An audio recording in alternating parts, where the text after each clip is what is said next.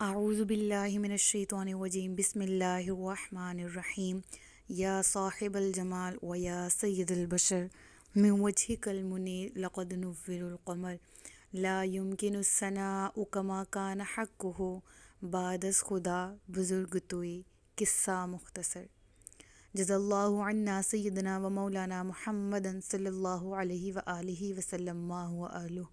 یا رب لک الحمد کما ینبغی لجلال وجہک وعظیم سلطانک رب اشرح لی صدری ویسر لی امری واحلل عقدۃ من لسانی یفقہوا قولی رب زدنی علما رب زدنی علما رب زدنی علما۔ السلام علیکم ورحمۃ اللہ وبرکاتہ۔ میں حافظہ افرا جاوید اسلام آپ سب لوگوں سے مخاطب ہوں اپنے یوٹیوب چینل انفینٹ اسلام میں۔ آپ سب لوگوں کو خوش آمدید کہتی ہوں اور امید کرتی ہوں آپ سب لوگ خیریت سے ہوں گے، زندگی پرسکون پر اطمینان اور ایمان بالخیر گزر رہی ہوگی۔ سورۃ البقرہ کا سبق ترجمہ اور تفسیر کا جاری ہے اور سورۃ البقرہ کے آیت نمبر 121 تک گزشتہ اسباق میں ہم پڑھ چکے۔ آج سورۃ البقرہ کی آیت نمبر 122 سے باقاعدہ سبق کا آغاز کیا جا رہا ہے۔ آیت نمبر 122 میں اللہ تبارک و تعالیٰ ارشاد فرماتا ہے، اے یعقوب کی اولاد، میرا احسان یاد کرو جو میں نے تم پر کیا اور وہ جو میں نے اس زمانہ کے سب لوگوں پر تمہیں فضیلت عطا فرمائی۔ اس آیت کی تفسیر یہ ہے کہ جیسا کہ سورۃ البقرہ کی ابتدائی آیات سے لے کر اب تک ہم ہر رکوع میں بار بار اس چیز کا ذکر پڑھ رہے ہیں کہ یا بنی اسرائیل اذکروا نعمتی التی انعمت علیکم، اے بنی اسرائیل، اے اولاد یعقوب، یاد کرو اس نعمت کو جو ہم نے تمہیں عطا کی، اور پھر اس نعمت کا ذکر کیا گیا۔ مراد یہ ہے کہ اللہ تبارک و تعالیٰ حضرت یعقوب علیہ السلام کی ناسمجھ اولاد بنی اسرائیل کو بار بار گزشتہ نعمتوں کا یاد کروا رہا ہے تاکہ یہ شکر گزار بنیں، شکر ادا کریں اللہ تبارک و تعالیٰ کو۔ کیا نعمتیں تھیں؟ جیسے کہ ہم نے گزشتہ اسباق میں پڑھا کہ مصر سے فرعون کو نکال دیا اور وہاں کا بادشاہ بنایا گیا، انہیں فرعون کو ڈبو دیا گیا اور بنی اسرائیل کو بچا لیا گیا۔ تم پر اللہ تبارک و تعالیٰ فرما رہا ہے کہ تم پر من و سلوہ نازل کیا، پھر تم میں پے در پے انبیاء، زیادہ کثرت رسول، کثرت انبیاء بنی اسرائیل میں نازل فرمائے گئے، وغیرہ وغیرہ، اس طرح کی بہت سی نعمتیں ان پر نازل کی گئیں۔ بس اس وجہ سے اس کا ذکر کیا جا رہا ہے کہ یہ شکر گزار بنتے، یہ نعمتوں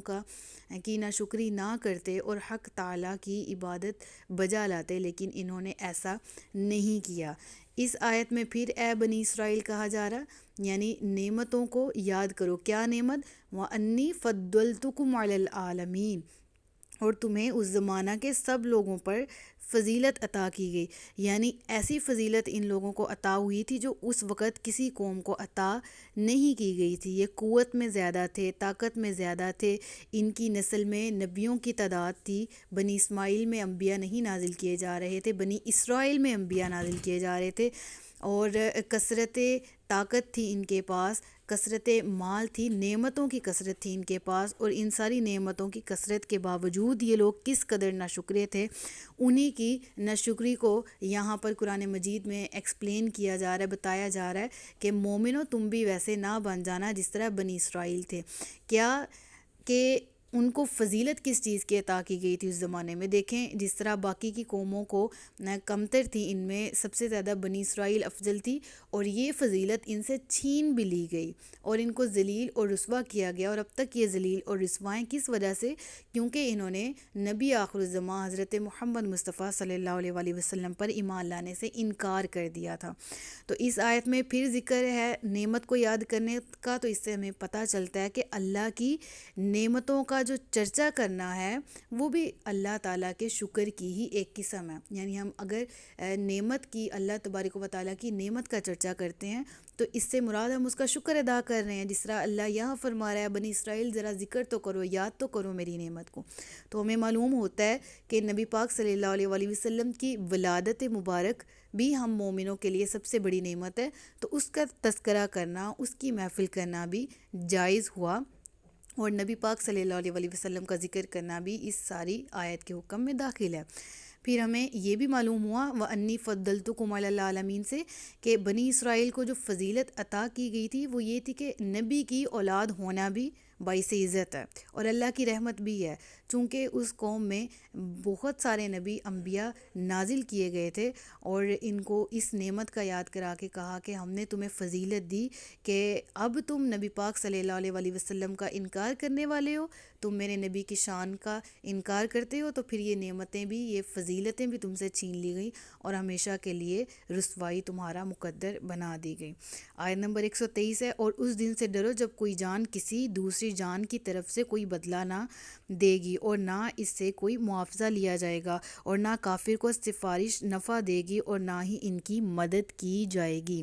یعنی مراد یہ ہے کہ اے بنی اسرائیل، جس طرح تمہارے باپ دادا نیک تھے ویسے ہی نیکی پر قائم رہو، اور تاکہ تمہاری فضیلت جو ہے وہ قائم رہے، لیکن اس سے غلط فائدہ حاصل کرنے کی کوشش نہ کرنا۔ یعنی اگر تمہیں یہ ہے کہ تم نبی کی اولاد ہو یا تمہاری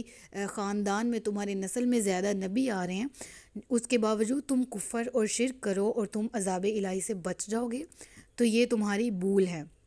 نبی کریم صلی اللہ علیہ وسلم کی غلامی قبول کرنا اور رب تعالیٰ کی تمام نعمتوں کا شکر ادا کرنا تم سے تمہاری فضیلت نہیں چھینے گا، لیکن انہوں نے ایسا نہیں کیا تو فضیلت چھین لی گئی۔ تو اللہ فرماتے ہیں کہ خیال رکھو کہ قیامت کا دن بھی آنے والا ہے، جس دن نہ تو کوئی نفس کسی کافر نفس کا فدیہ ہے اور نہ ہی اس کی طرف سے کوئی نفس کوئی اور فدیہ قبول کر سکتا ہے۔ یعنی آپ نہ کسی کو یہ کہہ سکتے ہو کہ اس کے بدلے میں اے اللہ مجھے پکڑ لے، یا نہ ہم یہ کہہ سکتے ہیں کہ ہمارے بدلے میں اس کو پکڑ لے۔ کافروں کا اس دن کوئی حمایتی، کوئی سفارشی، کوئی مددگار نہیں ہوگا، کوئی ایسا نہیں ہوگا جو رب العالمین کو فدیہ دے کر ان کافروں کو اللہ کے عذاب سے چھڑوا لے۔ تو اللہ اس آیت میں یہی فرما رہا ہے کہ سفارش جو ہے وہ اس دن کسی بھی طرح سے قبول نہیں کافروں کی جائے گی اور نہ کسی قسم کی مدد کی جائے گی۔ ہاں، کافروں کے مقابلے میں مسلمانوں کی شفاعت بھی ہوگی، جیسے کہ بخاری و مسلم شریف کی احادیث میں بھی ہے کہ نبی کریم صلی اللہ علیہ وسلم قیامت میں جگہ جگہ اپنے امتیوں کی مدد فرمائیں گے۔ یعنی جس شخص کے پاس ایمان نہیں ہے اور وہ اس چیز میں اکڑ ہے کہ جس طرح حضرت نوح کا بیٹا، حضرت نوح علیہ السلام اللہ کے نبی تھے، لیکن ان کا بیٹا کافر تھا اور اس نے یہ سمجھا کہ میں اللہ کے عذاب سے بچ جاؤں گا۔ قرآن مجید میں اس کا تذکرہ ہے کہ اس نے کہا میں پہاڑ میں پناہ لے لوں گا جو مجھے عذاب الہی سے محفوظ رکھے گا، لیکن اس کو ایک پانی کی لہر آئی اور اس کو غرق کر دیا۔ مراد یہ ہے، بتانے کا مقصد یہ ہے کہ اس چیز پہ نہیں یہ کرنا چاہیے کہ ہمارے فیملی والے، ہمارے خاندان والے بہت زیادہ نیک ہے تو ہماری بھی بخشش ہو جائے گی، ایسا بالکل بھی نہیں ہے۔ اگر ایمان بالکل بھی پاس نہیں ہے اور اگر کلمہ نہیں پڑھا ہوا، دل میں ایمان نہیں ہے اور رسول اللہ کی تعظیم نہیں ہے، ان کو آخری نبی تسلیم کرنا نہیں ہے، تو اس صورت میں کسی بھی قسم کی سفارش بھی بروز قیامت نہیں کی جائے گی۔ آیت نمبر 124، اور یاد کرو جب ابراہیم کو اس کے رب نے چند باتوں کے ذریعے آزمایا تو اس نے انہیں پورا کر دیا۔ اللہ نے فرمایا میں تمہیں لوگوں کا پیشوا بنانے والا ہوں۔ ابراہیم نے عرض کی اور میری اولاد میں سے بھی؟ فرمایا میرا عہد ظالموں کو نہیں پہنچتا۔ اور پھر اس آیت میں ذکر کیا گیا کہ یاد کرو کہ ہم نے ابراہیم کو چند باتوں سے آزمایا۔ اب جو بنی اسرائیل ہیں، یہود و نصارہ، مشرکین عرب، وہ بڑا پراؤڈ فیل کرتے تھے، بڑا فخر کرتے تھے کہ ہم ابراہیم کی اولاد ہیں۔ ہم یہود و نصارہ کہتے تھے کہ ہم بنی اسرائیل ہیں اور یہ سلسلہ نسب ابراہیم سے جا کر مل رہا ہے، اور اس چیز پہ بہت اکڑتے تھے اور آپ کی نسل میں ہونے میں بہت فخر محسوس کرتے تھے۔ تو اللہ تعالیٰ نے اس آیت میں بیان کیا کہ تم جس ابراہیم کی نسل میں ہونے سے خود میں فخر محسوس کرتے ہو، اس ابراہیم کی عاجزی اور انکساری تو دیکھو کہ اللہ تبارک و تعالیٰ نے ابراہیم کو بہت سی باتوں کے ذریعے آزمایا۔ دیکھیں یہاں پر لفظ ہے وَإِذْ، اور جب ابتلا، وَإِذِ ابتلا، اور جب آزمایا، تو لفظ جو ہے وہ ابتلا آزمائش کو کہتے ہیں۔ یہ آزمائش کیا ہوتی ہے؟ یعنی اللہ کی طرف سے ایسی آزمائش جو بندے پر کوئی کسی بھی قسم کی پابندی لازم کرے اور پھر دوسروں پر اس کے کھرے یا کھوٹے ہونے کا اظہار کر دیا جائے۔ یعنی ایسی چیز جو اللہ کی طرف سے ایک پابندی کے طور پہ آپ کی طرف نازل ہو اور پھر پتہ چل جائے کہ آپ اس میں ثابت ہیں یا ثابت قدم نہیں رہتے، اس میں کھرے ثابت ہوتے ہیں یا ڈگمگا جاتے ہیں اور ناشکری میں یا شکایت یا شکووں میں پڑ جاتے ہیں۔ اللہ فرماتا ہے کہ میں نے ابراہیم کو بہت طریقوں سے آزمایا، وہ نہایت ہی فرما بردار بندے تھے۔ ہم نے انہیں اس طرح آزمایا کہ بیٹے کی قربانی کا حکم دیا تو وہ تیار ہو گئے۔ جب بچپن میں ستارہ پرستوں کی محبت توڑنے بلکہ اپنا وطن ان کو چھوڑنے کا حکم دیا گیا تو انہوں نے ایسا ہی کیا، بتوں کو توڑا اور اپنا وطن چھوڑ کے ملک شام میں آ بسے۔ پھر انہیں حکم دیا کہ ایک ریگستان، ایک عرب کا صحرا بیابان، وہاں پر جا کے اس کو آباد کرو اور خانہ کعبہ کو تعمیر کرو۔ تو فوراً اپنی بیوی ہاجرہ اور بیٹے اسماعیل کو وہاں سے لے گئے اور خانہ کعبہ تعمیر کیا۔ وہاں پر سعودی عرب میں آج یہ جگہ موجود بھی ہے جس کو مکہ کہا جاتا ہے۔ پھر کہا کہ ایمان پر رہ کر نمرود کی آگ میں پڑنا انہوں نے اپنے لیے منظور کیا۔ اس کے علاوہ بھی بہت سے احکامات ہیں، نماز، زکوٰۃ، ظاہری باطنی طہارت وغیرہ، ختنہ وغیرہ، بہت سے شرعی احکامات کا بھی ان کو حکم دیا گیا اور انہوں نے بلا جھجک سب پر عمل کیا۔ اللہ نے جہاں جہاں ان کو آزمانا چاہا وہیں وہیں وہ اللہ تبارک و تعالیٰ کے لیے خود کو انہوں نے پیش کیا اور اس آزمائش پر پورا اترے۔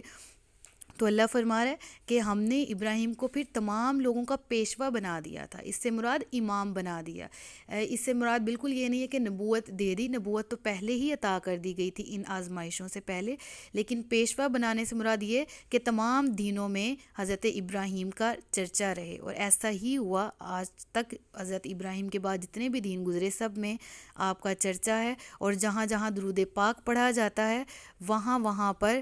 درود ابراہیمی جب پڑھا جاتا ہے تو اس میں نبی پاک صلی اللہ علیہ وآلہ وسلم کی آل پر درود و سلام پیش کیا جاتا ہے اور حضرت ابراہیم کا نام بھی لیا جاتا ہے۔ پھر کہا گیا کہ اسی طرح ہم نے ان کو پھر بلندیاں عطا کیں کہ ان کے بیٹے اسماعیل اور حضرت ہاجرہ کی نقل کرتے ہوئے لوگ حاجی بنتے ہیں، ان کی سنتوں پر عمل کرتے ہوئے۔ اگر کوئی ان کی سنت پر عمل نہیں کرتا، صفا مروہ کا چکر نہیں لگاتا، طواف نہیں کرتا، تو اس صورت میں اس کا حج ہی نہیں ادا ہوتا۔ تو اللہ کہتے کہ میں نے اسماعیل، ہاجرہ اور ابراہیم کی سنتوں کو حج میں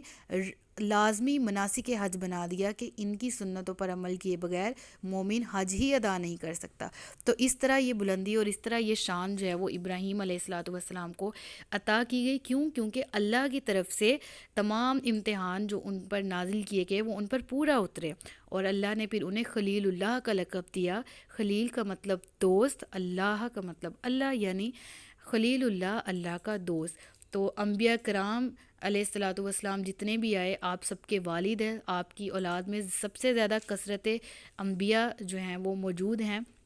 تمام دینوں میں آپ کے دین کا ذکر ہوا اور آپ سب کے نزدیک جو ہیں وہ محبوب ترین ہستی ہیں، اور اللہ نے آپ کو لوگوں کا امام بنایا، پیشوا بنایا، اور پھر آپ نے یہ بھی دعا کی اور آپ نے کہا کہ میری اولاد میں سے بھی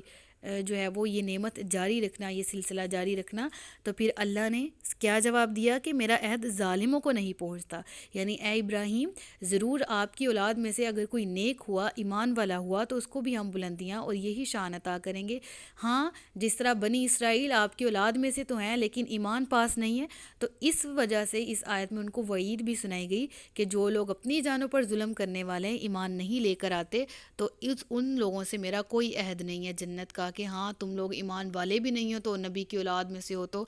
جنت میں داخل ہوگے، ایسا کچھ نہیں ہے۔ تو جس طرح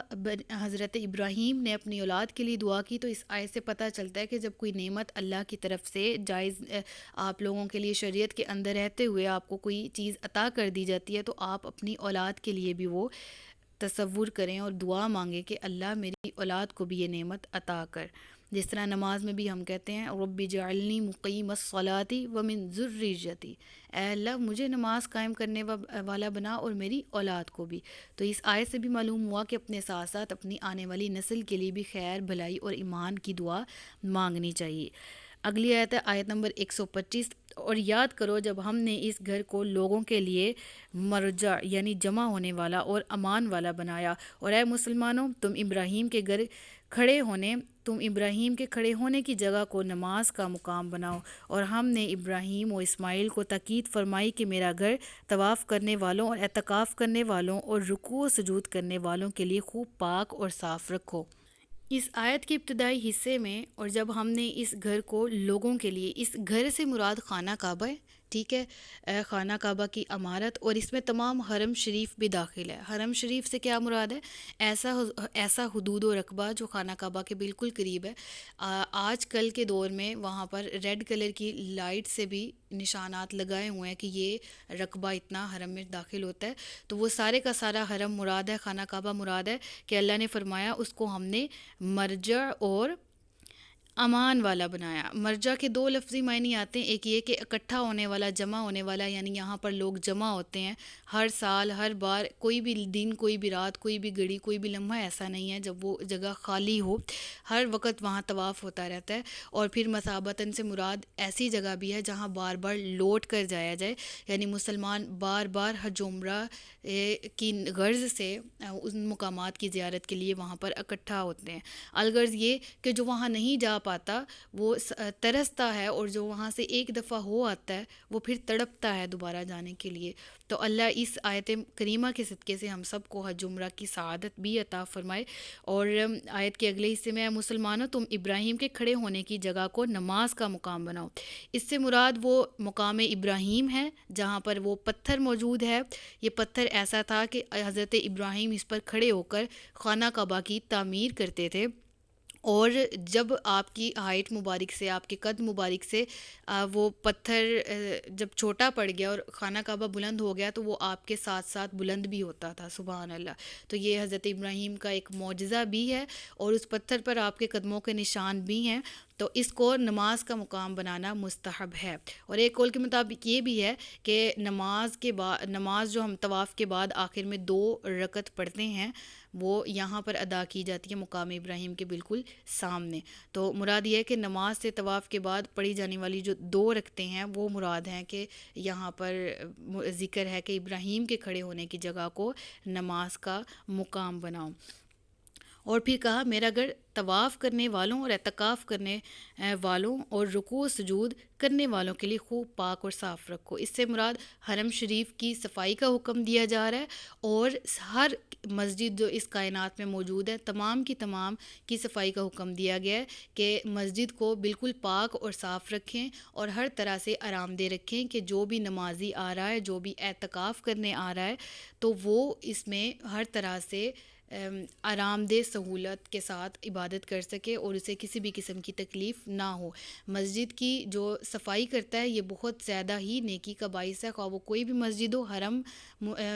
حرم شریف ہے یا حرم کے علاوہ دیگر جو مساجد ہمارے اپنے گلی محلوں میں موجود ہوتی ہیں، وہ سب اس میں داخل ہیں۔ تو اس آیت سے چند باتیں معلوم ہوئیں۔ ایک یہ کہ تبرکات انبیاء کرام علیہم الصلاۃ والسلام کی جو تبرکات ہیں، جو چیزوں کی ان سے نسبت ہے، جیسے پتھر کی نسبت حضرت ابراہیم کے پاؤں سے ہے اور ان کی ذات سے ہے، تو ان کو اللہ تبارک و تعالیٰ نے کس قدر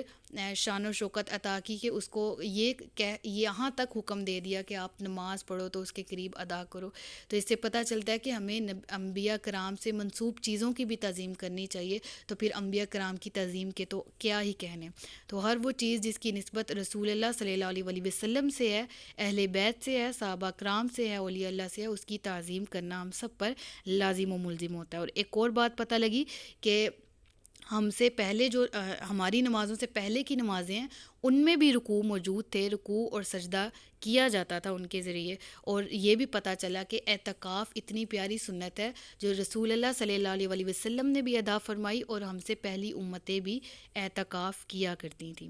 اگلی آیت ہے آیت نمبر 126، اور یاد کرو جب ابراہیم نے عرض کی اے میرے رب اس شہر کو امن والا بنا دے، اور اس میں رہنے والے جو اللہ اور آخرت کے دن پر ایمان رکھتے ہوں انہیں مختلف پھلوں کا رزق عطا فرما۔ اللہ نے فرمایا اور جو کافر ہو تو میں اسے بھی تھوڑی سی مدت کے لیے نفع اٹھانے دوں گا، پھر اسے دوزخ کے عذاب کی طرف مجبور کر دوں گا، اور وہ پلٹنے کی بہت بری جگہ ہے۔ استغفر اللہ۔ اس آیت میں حضرت ابراہیم علیہ الصلاۃ والسلام کی دعا کا ذکر ہے۔ آپ نے جب حرم کعبہ کو منور کیا اور کس طرح سے آپ نے تعمیر کیا، اور وہاں کھڑے ہو کر پھر دعا کی، اور دعا کیا کہ اللہ میں نے کعبہ تیرے حکم سے تعمیر کر لیا ہے، اب میں تجھ سے دعا کرتا ہوں کہ اس شہر کو ہمیشہ کے لیے امن والا بنا دے، اور اس میں جو رہنے والے ہیں جو اپنے دل میں آخرت کا خوف رکھتے ہوں، اللہ پر ایمان رکھتے ہوں، انہیں مختلف پھلوں کا رزق عطا فرما۔ یعنی پہلے آپ نے جب دعا مانگی تھی کہ میری اولاد کو بھی نیکی پرکھ، تو میری اولاد کو بھی نعمتیں عطا کر، تو اللہ نے کہا تھا ہاں ضرور نعمتیں عطا کی جائیں گی، فضیلت عطا کی جائے گی، مگر ان لوگوں کو جو ایمان والے ہیں، کیونکہ ظالموں کو میرا عہد نہیں پہنچتا۔ اس آیت میں حضرت ابراہیم نے خاص پھر مومنوں کے لیے ذکر کیا کہ اے اللہ جو تجھ پر اور آخرت پر ایمان رکھتے ہوں، انہیں مختلف پھلوں کا رزق عطا فرما۔ تو یہ آیت جو ہے وہ زندہ ثبوت بھی ہے آج کل کے دور کا، کہ اگر ہم حرم کعبہ میں دیکھیں تو وہاں ہر قسم کی سہولت، ہر قسم کے خشک میوہ جات، پھل اور اناج موجود ہیں، جو کہ وہاں بظاہر اگر نہیں بھی جو چیزیں عام طور پہ میسر، مطلب زمین نہیں اگاتی، تو کائنات کے کونے کونے سے وہاں پر پہنچتی جاتی ہیں۔ تو وہاں جانے والا وہاں کے پھلوں کی تعریف کیے بغیر نہیں رہ سکتا۔ اور وہاں میں نے سننے میں آیا ہے، اللہ ہم سب کو بھی وہاں کی ان مقامات کی زیارت کروائے، کہ جو بھی وہاں جاتا ہے کہتا ہے کہ ہم کسی بھی قسم کی مشکل میں نہیں رہتے، جو چیز جیسی چیز کی خواہش کریں ہمیں اللہ کی طرف سے عطا کر دی جاتی ہے۔ تو اسی طرح وہ پھلوں کا پھر اللہ نے وعدہ کیا کہ ہاں ضرور، لیکن جو کافر ہیں ان کو بھی تھوڑی مدت کے لیے نفع اٹھانے دوں گا۔ مراد یہ کہ مومنوں کے لیے تو اللہ کا رزق ہے ہی، لیکن دنیا میں کافروں کو تھوڑی مدت سے مراد دنیا ہی کی زندگی ہے، کہ اگر جو میرا انکار کرنے والے ہیں، میرا شریک ٹھہرانے والے ہیں، تو میں ان کو بھی تھوڑی دیر کے لیے نفع اٹھانے دوں گا دنیا میں، کہ وہ رہ لیں جتنی دیر رہ سکتے ہیں، بالآخر ان کو میری طرف لوٹ کر آنا ہے۔ اور پھر جب لوٹ کر آئیں گے، اگر ایمان ساتھ نہیں لے کے آئیں گے، اچھے اعمال ساتھ نہیں لے کر آئیں گے، تو پھر ان کا ٹھکانہ جہنم ہے، اور وہ بہت ہی بری پلٹنے کی جگہ ہے۔ استغفر اللہ۔ اللہ تعالیٰ ہم سب کو ایمان بالخیر ہی زندگی اور ایمان بالخیر ہی موت عطا کرے، اور اہل جنت میں ہم سب کا شمار کرے۔ اگلی آیت ہے آیت نمبر 127۔ اور جب ابراہیم اور اسماعیل اس گھر کی بنیادیں بلند کر رہے تھے، یہ دعا کرتے ہوئے، اے ہمارے رب ہم سے قبول فرما، بے شک تو ہی سننے والا جاننے والا ہے۔ یہ میرے بہت ہی پسندیدہ الفاظ ہیں، ربنا تقبل منا انک انت السمیع العلیم۔ سبحان اللہ، کتنے میٹھے الفاظ ہیں نا، کہ اگر ہم اللہ پہ توکل کرتے ہوئے، دعا مانگتے ہوئے یہ الفاظ ادا کریں کہ اللہ ہم سے قبول فرما لے، ہماری دعا قبول کر لے، کوئی نیکی کرتے ہوئے ہمارے زبان پہ ریاکاری نہ ہو، دکھاوا نہ ہو، اکڑ نہ ہو، اپنی تعریفیں نہ ہوں، بلکہ یہ الفاظ ہوں، ربنا تقبل منا انک انت السمیع العلیم، اے اللہ قبول کر لے۔ نبی ہیں اور کتنا بڑا کام کیا، دیکھیں کعبہ کی تعمیر بھی کتنی خوب اللہ نے کروائی، کہ تعمیر کرنے والا بھی نبی، اور تعمیر کرنے میں جنہوں نے ہیلپ کی حضرت اسماعیل علیہ الصلاۃ والسلام، وہ بھی نبی۔ اور کس طرح سے حضرت اسماعیل گارا وغیرہ بناتے تھے اور اینٹیں وغیرہ لا کر دیتے تھے، اور حضرت ابراہیم علیہ الصلاۃ والسلام باقاعدہ تعمیر کرتے تھے۔ یاد رہے کہ خانہ کعبہ کی تعمیر جو ہے وہ پہلے ہو چکی تھی حضرت آدم علیہ الصلاۃ والسلام کے دور میں، اور انشاءاللہ اس کی ڈیٹیل میں علیحدہ سے بھی اپلوڈ کروں گی، خانہ کعبہ کی ہسٹری، اس کی تاریخ، کہ کس طرح یہ کن کن ادوار میں بنایا گیا، اور حضرت ابراہیم نے پھر اس کو دوبارہ سے ریکنسٹرکٹ کیا تھا، دوبارہ سے بنایا تھا۔ اور پھر ان کے بنانے کی وجہ سے جب انہوں نے دوبارہ سے بنیادیں کھڑی کر رہے تھے، تو پھر دعا مانگی تھی حضرت ابراہیم اور اسماعیل دونوں نے، کہ اللہ ہم سے یہ نیکی قبول فرما۔ دیکھیں نبی ہیں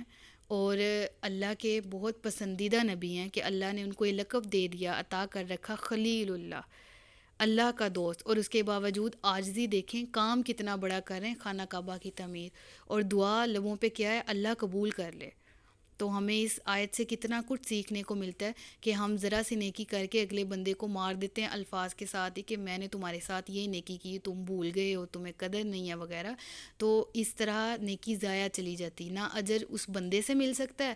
وہ تو دنیا میں کسی بھی چیز کا اجر نہیں، بندے تو دے ہی نہیں سکتے، تو اس طرح اللہ سے بھی نہیں ملتا اگر ہم اس نیکی کا چرچا کرتے ہیں کہ ہم نے کی، جتانا کہ ہم نے یہ کیا، ہم نے وہ کیا، تو وہ نبی ہو کے کیا کہہ رہے ہیں، اللہ قبول کر لے، تو ہم تو پھر ہماری تو کسی نیکی کسی کاؤنٹنگ میں آتی نہیں نا۔ تو اگر ہم کوئی کر لیتے ہیں نیکی، تو خدا را اس کو اپنے اور اپنے اللہ کے تک رکھنا ہے، اس کو شو آف نہیں کرنا، ریاکاری میں نہیں لے کے آنا، بس اللہ سے اجر کی توقع رکھنی، جس طرح ہم نے حضرت ابراہیم اور حضرت اسماعیل کی سنت سے بھی سیکھا۔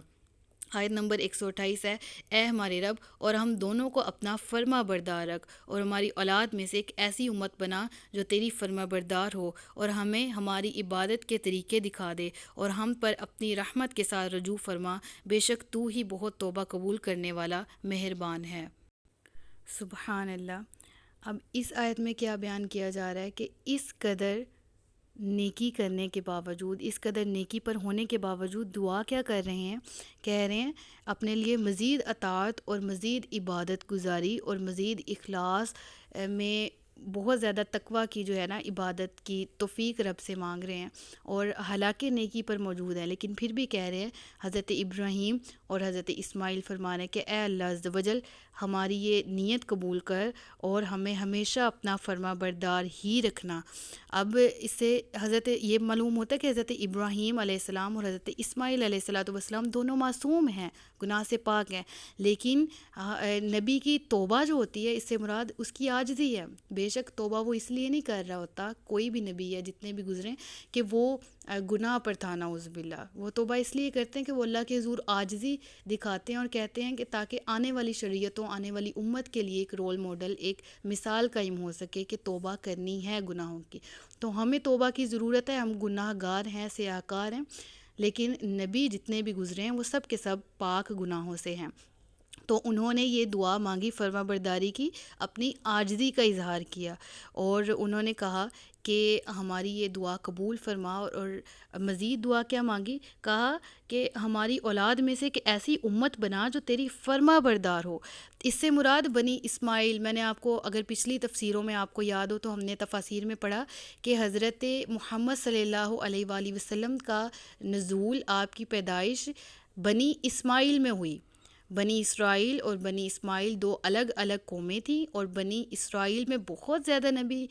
نازل ہوئے۔ بنی اسماعیل میں نبی بظاہری طور پر بہت زیادہ نازل نہیں ہو رہے تھے۔ نبی پاک صلی اللہ علیہ وآلہ وسلم کی جب آمد بنی اسماعیل میں ہوئی تو بنی اسرائیل سب حسد کی وجہ سے منکر ہو گئے اور کہا کہ ہم تو چاہتے تھے کہ ہماری نسل میں آئے لیکن دوسری نسل میں آ گئے تو ہم مانتے ہی نہیں ہیں، ٹھیک ہے نا۔ تو اس سے مراد آپ کی یہ دعا تھی کہ ہماری اولاد میں حضرت اسماعیل اور ابراہیم نے جب مشترکہ دعا مانگی تو پھر اللہ تعالیٰ نے اس سے مراد نبی پاک صلی اللہ علیہ وآلہ وسلم کو پھر جب پیدا فرمایا تو حضرت اسماعیل کی اولاد میں پیدا فرمایا، بنی اسماعیل میں۔ تو ایک حدیث پاک ہے جی، بہت پیاری، بہت میٹھی، اس کو پیار سے سنیے گا۔ یہ حدیث ہے کتاب الفضائل میں، باب الفضائل میں، سید الاولین و آخرین محمد صلی اللہ علیہ وآلہ وسلم کتاب، حدیث نمبر 3520 ہے، اور اس میں کیا اللہ تبارک و تعالیٰ ارشاد فرماتا ہے، نبی پاک صلی اللہ علیہ وآلہ وسلم نے فرمایا، میں اللہ تعالیٰ کے نزدیک خاتم النبیین لکھا ہوا تھا، حالانکہ حضرت آدم علیہ السلام کا خمیر تیار ہو رہا تھا۔ میں تمہیں اپنے ابتدائی حال کی خبر دوں، میں دعائے ابراہیم ہوں، میں بشارت عیسیٰ ہوں، میں اپنی والدہ کے خواب کی تعبیر ہوں جو انہوں نے میری ولادت کے وقت دیکھی،